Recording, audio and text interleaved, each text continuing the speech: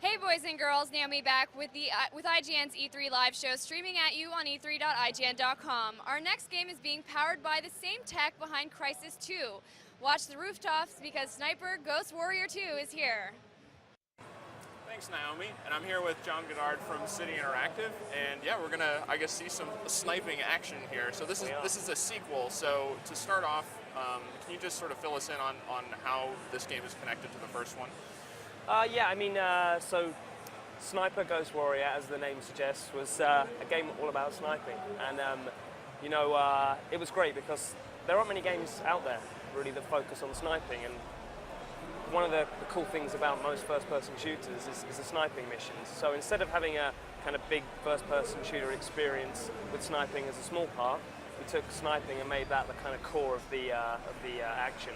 So, you can see it kind of running over behind us, and, it looks kind of beautiful. And that's because it's built on CryEngine 3. Right, so what does that allow for? So, we look around here and we can see the kind of, the first game looked pretty cool, but when you bring on board an engine technology like CryEngine 3, it gives you a hell of a lot of power. And you can see the kind of massive depth of field here, and we won't take this guy out quite yet, but you can see through the scope this kind of good depth of field.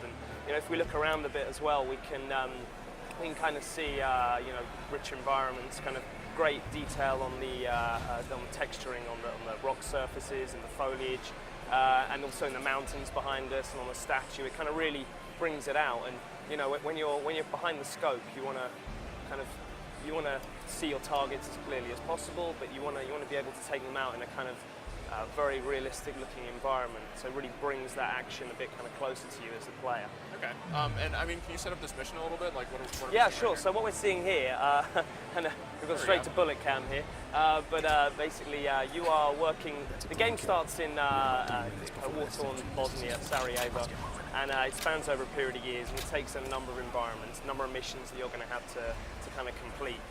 In this mission we're with a spotter.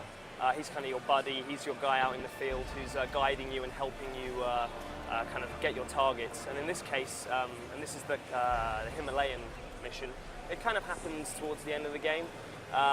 This is an assassination mission.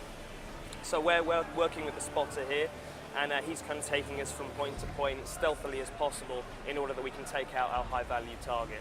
Okay, and how open is the environment? Because I know, obviously, if you're trying to find a good sniping position, you want to sort of crawl around it and find the best vantage point. Exactly, yeah.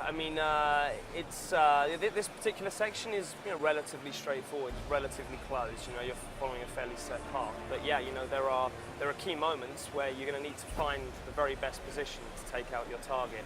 And again, the kind of the ability to use CryEngine and create bigger environments and kind of good scenarios allows you to kind of pick that ideal sniping spot, so you can really get the most, not only the best advantage as a player, but also you can enjoy the shot as well. Okay, and the shot itself, as you're not just pressing a trigger and there's a spray of bullets coming out, there's a lot of importance that goes into that one shot. Exactly, yeah. So yeah. Can you just sort of walk us through Sure. what setting up a shot? I will. Like? Just this bit here though is quite interesting because we're going to a melee kill because we've counted these two guys and they're too close to use that sniper rifle. In the first game, melee kills were very scripted. They were only at very, very specific moments. Only some guys you could take out. And there he goes. In this, you can take down any enemy with a melee kill, so it's not a scripted event. If you're that good at being stealthy, you can sneak right up to people and stab them as well. In terms of the actual sort of sniping experience, it takes into account a lot of learnings that we have from speaking to guys who are actual snipers. And you have to balance your breathing, and you have to kind of get the right balance, and you have to work with your spotter. So you really need to listen to his advice so you find the right spot. And here, kind of in a kind of co-op move, the spotter's gone down and he's taken out a guard and he's left you up top to snipe at this other guy. And you've got to get the right position, get your poise, take a deep breath, so you can steady the shot, and then take aim, and then hopefully pull off a very satisfying kill. And that's an actual button press that you physically kind of have steady to, your yeah, aim? Exactly, yeah. Okay. And then what was the bullet cam we were saying before? Does Yeah. that just trigger in special situations? So if or- you get a headshot, the idea is we want you to feel special when you're playing this game, right? Yeah, and so in the first game we had bullet cam, very popular, one of the kind of most popular features of the game. You go into this kind of slow motion, follow the trail of the bullet towards its target, you know, so we brought that back this time. It just does that. It rewards you for pulling off a great headshot, and you'll follow that trail, go into the kind of cinematic moment, and then the guy will go. I mean, it's interesting because this build that we're showing of the game is quite early. You know, this is kind of really more of a, I guess, a tech demo to show how great this thing looks. You know, a lot of these things are still being worked on. So the bullet cam you would have seen. You know, we're gonna get that a lot better. You know, that's gonna look phenomenal. So it's quite exciting, and you can just see it now. You know, the bullet follows through. We got a nice double kill here. So so the bullets will pass through targets. yeah, it's gone straight through two guys. Yeah, you can do triples as well.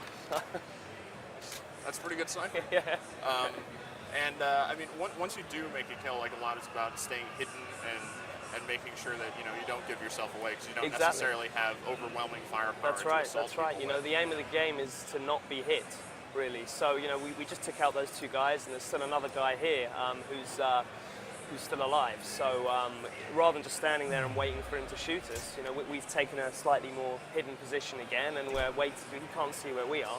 We don't want to get hit with bullets. So you have to be, you know, it's take the shot, move on, stay low. And there's multiplayer in the game as well. Yeah, we'll be supporting multiplayer. Yeah, but we'll, you know, the cool thing is, again, sniping creates a different kind of environment for multiplayer action. But we're very much going to base it on the idea of sniper duels, that kind of thing. Okay. But yeah, there'll be plenty of game modes, plenty of maps. Yeah, we'll be talking about that down the line. Sounds good. And can you just give us the release date and platforms? Yep, so we are coming out on PC, X360 and PS3, and we're going to be out kind of the first half of next year, so early 2012. And, you know, I think the game's looking phenomenal, and I think we're going to see it dramatically improve even from this level. You know, CryEngine is an amazing tool. Crytek are awesome, and, you know, it's going to be supporting all the kind of updates and the ongoing support that Crytek will be building into CryEngine. So, you know, it's going to look even better when it ships. All right. Well, thanks for your time, John. And yeah, that was a look at Sniper Ghost Warrior 2. And back to you, Niall. Thanks, everyone. And if you guys out there want more video content, check out e3.ign.com. Coming next, we have a really unique action RPG that you won't want to miss. Stay tuned for Bastion.